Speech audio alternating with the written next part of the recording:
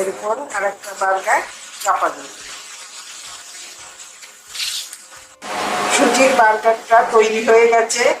এই সুজির বার্গার থেকে কোনো গ্যাস অম্বল হবে না। পাউরুটি বার্গার থেকে সুজির বার্গার খেতে অনেক সুন্দর।